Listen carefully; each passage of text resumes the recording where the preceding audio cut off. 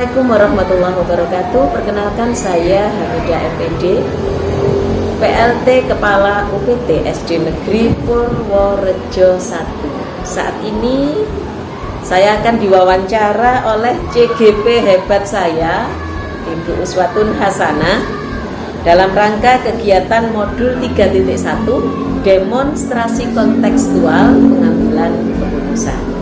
Simak dan ikuti kegiatan saya bersama Bu Uswatun Hasanah. Selamat pagi Bu Hamidah. Selamat pagi Bu Uus. Alhamdulillah baik. Bu Uus sendiri gimana Bu? Alhamdulillah Bu Hamidah. Bu Uus, Ini saya ingin melakukan wawancara kepada Bu Hamidah terkait pengambilan keputusan di sekolah sebagai kepala sekolah. berarti sebagai kepala sekolah di sini ya, di SDN Purworejo 1. Iya. Pak Bu Uus kan juga tahu sendiri kami dan merangkap. Iya, Bu. Oke. Ini ada beberapa pertanyaan nih. Pertanyaan yang pertama, selama ini bagaimana Anda dapat mengidentifikasi kasus-kasus yang merupakan dilema etika atau rujukan moral? Memang di sekolah ini tidak banyak sih kasus-kasus yang terlalu menyimpang karena rata-rata Bapak Ibu dan orang tua sudah paham. Saya melihatnya dari sudut pandang moral dan hukum. Ya. Manakala kasus tersebut melanggar hukum, maka sudah terhitung benar lawan salah, berarti ya. Namun jika masih bisa dikatakan benar lawan benar, masalah tersebut adalah dilema. Saya harus mengatur bagaimana caranya supaya ini tidak sampai merugikan dua pihak yang bermasalah. Untuk pertanyaan selanjutnya ya Bu Hamidah ya. Iya, oke. Selama ini bagaimana Anda menjalankan pengambilan keputusan di sekolah Anda, terutama untuk kasus-kasus di mana ada dua kepentingan yang sama-sama benar atau sama-sama mengandung nilai kebajikan? Saya meskipun di sini selaku kepala sekolah, bukan berarti kepala sekolah itu sendiri. Selama ini yang saya lakukan, saya identifikasi dulu kasus-kasus dari berbagai sudut pandang. Kemudian menimbangnya secara matang mana yang paling benar, dan keputusan tersebut menguntungkan banyak orang. Artinya menguntungkan kepentingan umum, tidak hanya menguntungkan sebagian kecil dari pihak-pihak yang bermasalah. Itu yang saya lakukan. Teman-teman selalu saya libatkan untuk diskusi. Ya. Ini untuk pertanyaan ketiga, Bu Hamidah.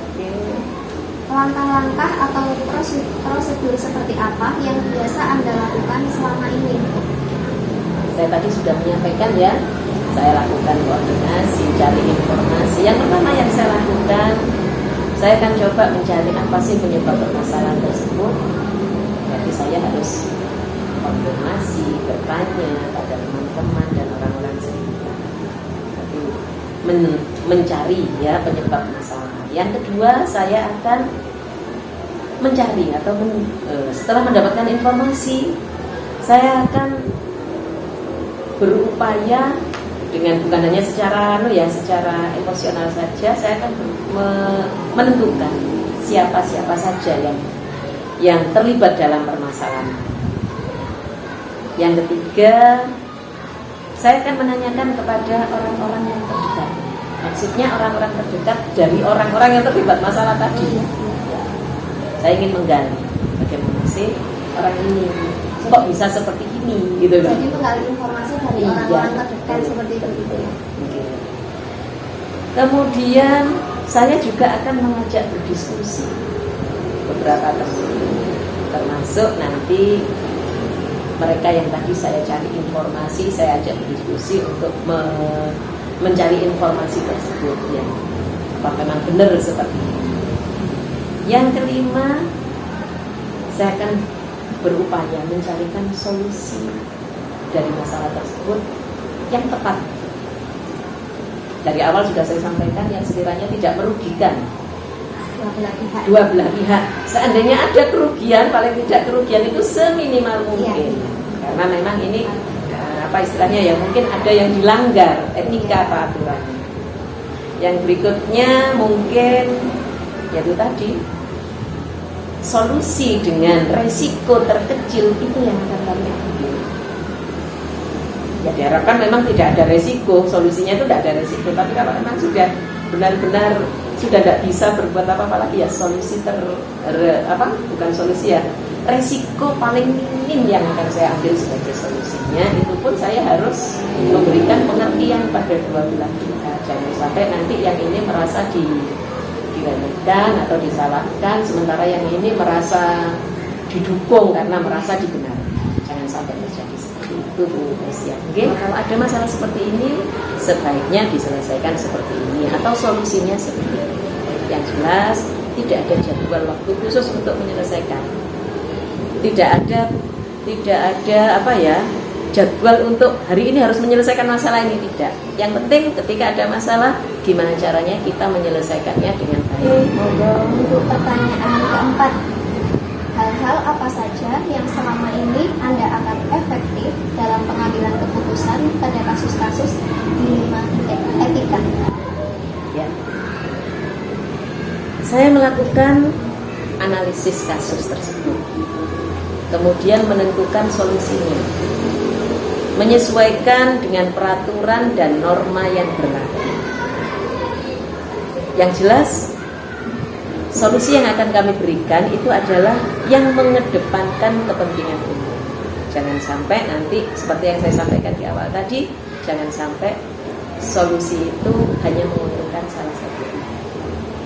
Kalau memang terjadi dilema yang sekiranya bertentangan, saya cari resiko terkecil atas solusi tersebut yang harus kami berikan. Terus, ya, terima kasih. Ini untuk lembar pertanyaan selanjutnya, Bu. Hal-hal apa saja yang selama ini merupakan tantangan dalam pengambilan keputusan pada kasus-kasus dilema etika? Tantangan dalam mengambil keputusan adalah mencari keputusan yang terbaik, yang merupakan solusi terbaik bagi semua pihak, karena keduanya merupakan masalah yang sama-sama benar. Dalam mengambil keputusan harus menguntungkan kedua belah pihak. Bagaimanapun juga kedua belah pihak itu adalah sama-sama rekan kita, sama-sama teman kita. Kalau misalnya dengan orang tua, mereka semua adalah sama-sama anak-anak kita. Jadi bagaimana caranya saya memberikan keputusan yang sekiranya tidak merugikan sama sekali. Sebelah itu ya. Betul. Sekarang untuk pertanyaan ke-6, Bu. Apakah Anda memiliki sebuah tata kelola atau jadwal tertentu dalam sebuah penyelesaian kasus dilema etika? Apakah Anda langsung menyelesaikan di tempat atau memiliki sebuah jadwal untuk menyelesaikannya?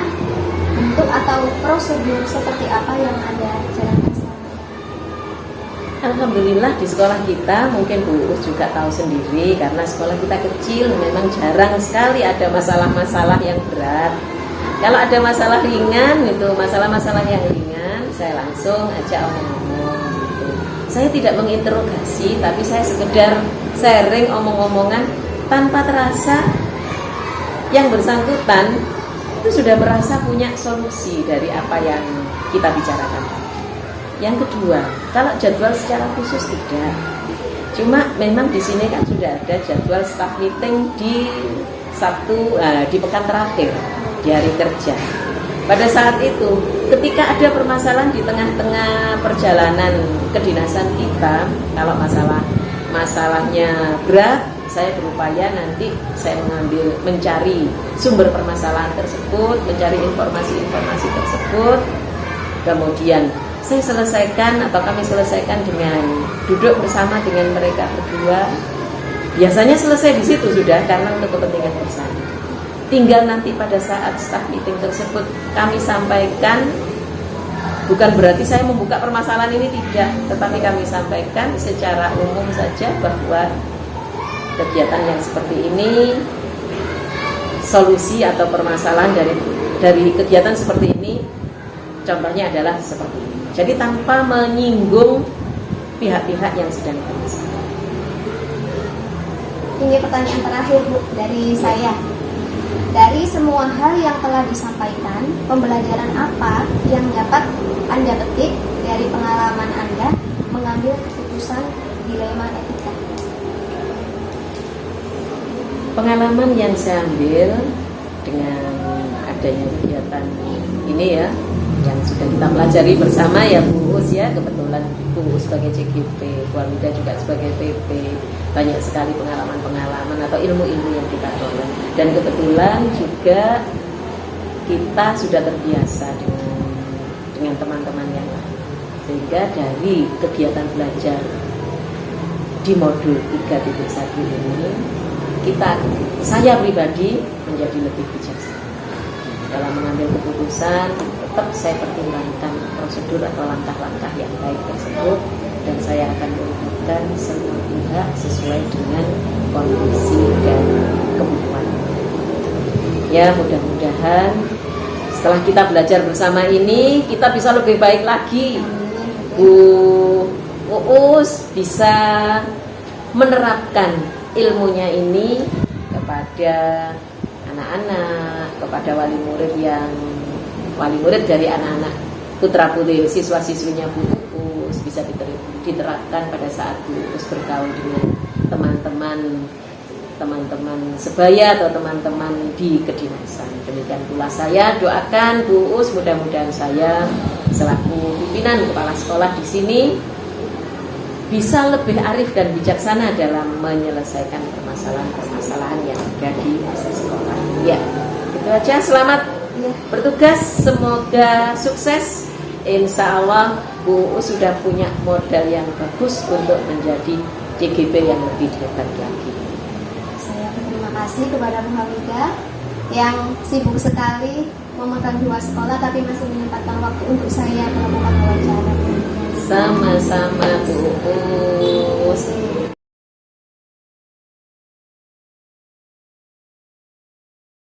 Selamat pagi Pak Bisri. Selamat pagi. Sebelumnya saya terima kasih karena Pak Bisri sudah meluangkan waktu saya melakukan wawancara. Ya, meskipun saat ini bukan menjadi kepala sekolah saya, tapi itu kan masih mau ditingkatkan saya.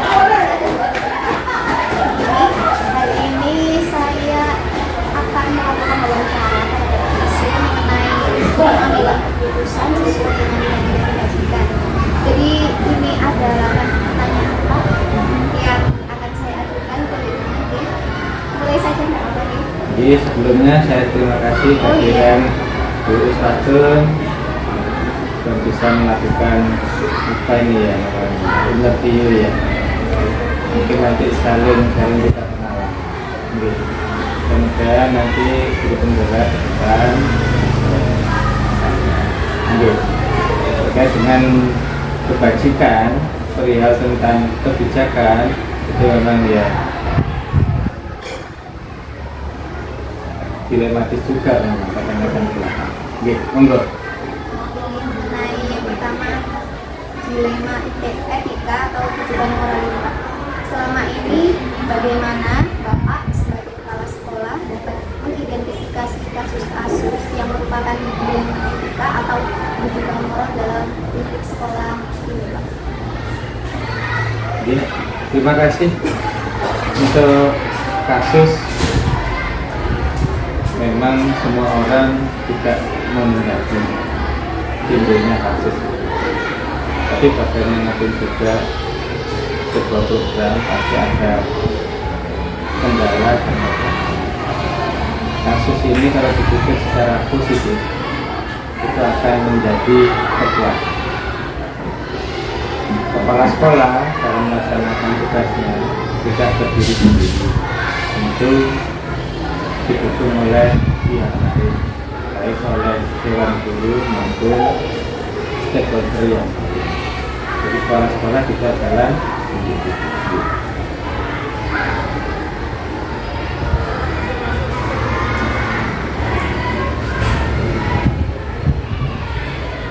Campur nanti berikutnya.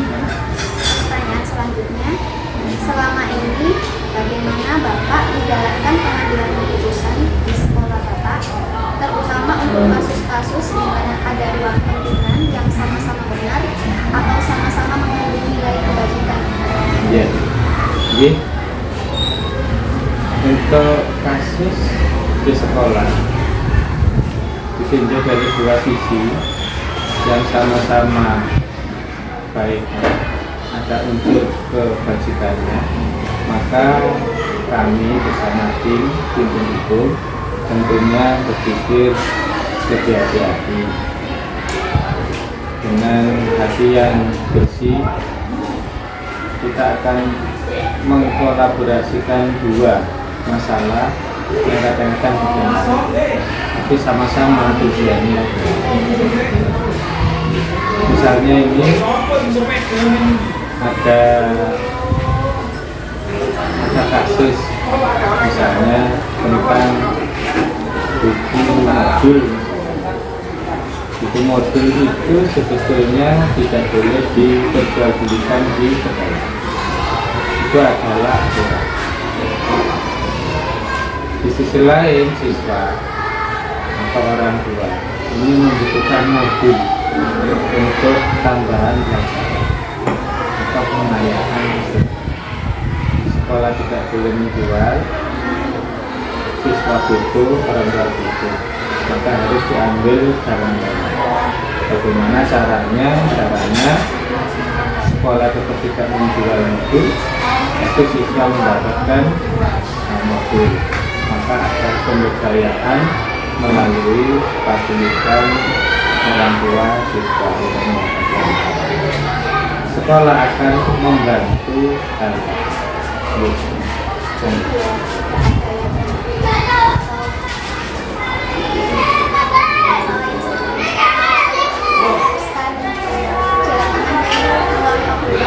Iya, betul. Jadi ada jalan tengahnya.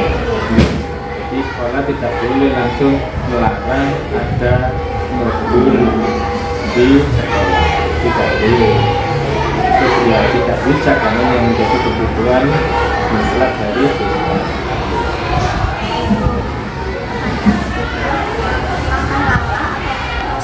Seperti apa yang biasanya dilakukan selama ini? Iya. Setiap permasalahan itu ada yang berkaitan. Permasalahan itu timbul tentang apa? Yang berkaitan itu siapa? Kita akan kita pilih. Kalau misalnya tadi tentang mutu, maka yang berkaitan adalah guru dari pihak sekolah yang melakukan pembelajaran. Kemudian siswa mungkin diwakili oleh orang tua siswa. Maka guru kita ajak bicara.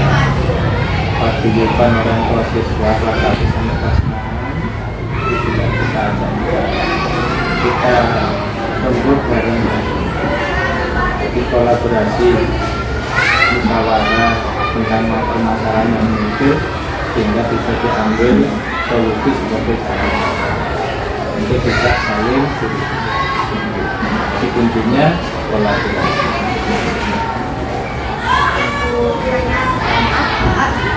Hal apa saja yang selama ini Bapak anggap efektif dalam pengambilan keputusan pada kasus-kasus dilema etika? Iya. Saya kira melalui kolaborasi isinya adalah pemberdayaan tupoksi masing-masing. Guru yang ngerti pembelajaran, orang tua yang paham tentang kemampuan finansial, maka keduanya kalau dikolaborasikan, diajak musyawarah, berkoordinasi, maka itu akan mendapatkan solusi bersama. Itu melalui koordinasi, kolaborasi, kolaborasi. Hal apa saja yang selama ini merupakan tantangan dalam pengambilan keputusan pada kasus-kasus tantangannya itu? Iya, tantangan yang pertama itu adalah aturan hukum yang baku, aturan hukum yang baku. Tapi di sisi lain, aturan itu harus ditegakkan. Di sisi lain, berbenturan dengan kepentingan orang lain. Tantangannya memang kita harus hati-hati. Kemudian kalau ada larangan, maka harus dicari jalan tengah, jalan terbaik, jalan yang bijak, sehingga aturan itu tidak berjalan kaki. Sedangkan siswa dan orang tua tidak buru-buru. Harus ada solusi di antara dua masalah yang berbeda.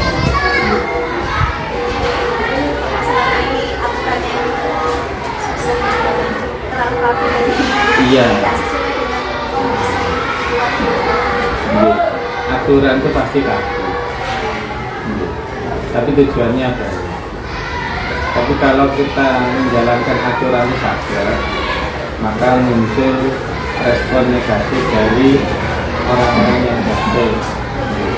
Makanya harus aturan itu harus dilaksanakan dilandasi kebijakan dari sekolah. Tidak gampang. Selanjutnya yang keenam, apakah Bapak memiliki sebuah tata kelola atau manajemen dalam sebuah penyelesaian kasus dilema etika, atau Bapak langsung menyelesaikan di tempat atau memiliki jadwal untuk menyelesaikannya itu, atau prosedur seperti apa yang Bapak laksanakan? Iya. Masalah itu muncul tidak direncanakan, tidak dijadwalkan. Seketika masalah itu muncul gitu. Untuk tata kelola itu tidak ada SOP tertentu untuk menyelesaikan masalah. Tergantung masalah yang muncul. Nah, masalah apa yang muncul melibatkan siapa? Kalau kita amati, kalau sudah tahu masalah apa yang muncul melibatkan siapa saja untuk menyelesaikan, maka nanti tata kelolanya adalah masalah itu muncul mengajak siapa untuk menyelesaikan. Itu yang saya kira tata kelola, karena SOP-nya tidak ada. Saya kira melalui tadi musyawarah bersama, kolaborasi bersama, pelibatan sekolah, itu saya kira tata kelola yang tidak resmi itu yang harus dilakukan. Jadi mengedepankan kolaborasi koordinasi. Adakah seseorang yang selama ini bekerja atau melakukan dalam kasus-kasus ini? Sekolah melaksanakan program membutuhkan dukungan dari semua pihak. Pelibatan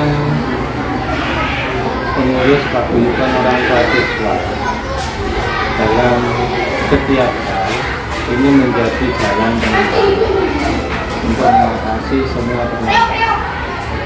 Koordinasi komunikasi yang dibangun antara sekolah dengan paguyuban orang tua siswa ini adalah inti awal untuk menyelesaikan masalah. Kalau guru-guru hampir setiap kali kita ketemu dengan kawan. Jadi pelibatan paguyuban orang tua itu sebagai sekolah lainnya.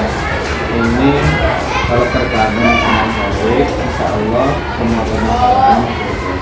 Karena tidak ada hubungan batin, hubungan emosional untuk memiliki. Ini pertanyaan yang terakhir. Dari semua hal yang telah Bapak sampaikan, pelajaran apa yang Bapak bisa petik dari pengalaman Bapak mengambil keputusan di MTK ini sebagai kepala sekolah selama ini? Ya, terima kasih. Kita umat Islam sudah dicontohkan di dalam peribadatan. Kalau sembahyang, sholat itu sama itu akan lebih baik jika sholat itu berjamaah. Kita menyelesaikan masalah yang muncul di sekolah, kita selesaikan bersama-sama. Insya Allah ini akan lebih baik. Kepada dengan dari sholat-sholat. Tapi melalui kebersamaan, insya Allah semua masalah selesai dengan kuncinya adalah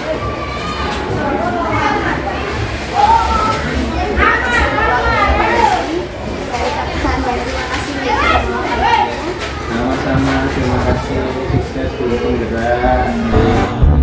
Belajar bergerak berbagi untuk negeri, guru penggerak majukan pendidikan, guru penggerak menghamba pada murid, kreatif rancang pembelajaran, hargai potensi tingkatkan prestasi, lahirkan profil pelajar Pancasila.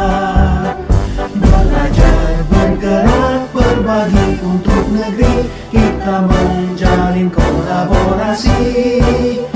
Belajar bergerak berbagi untuk negeri, demi bakti pada Ibu Pertiwi.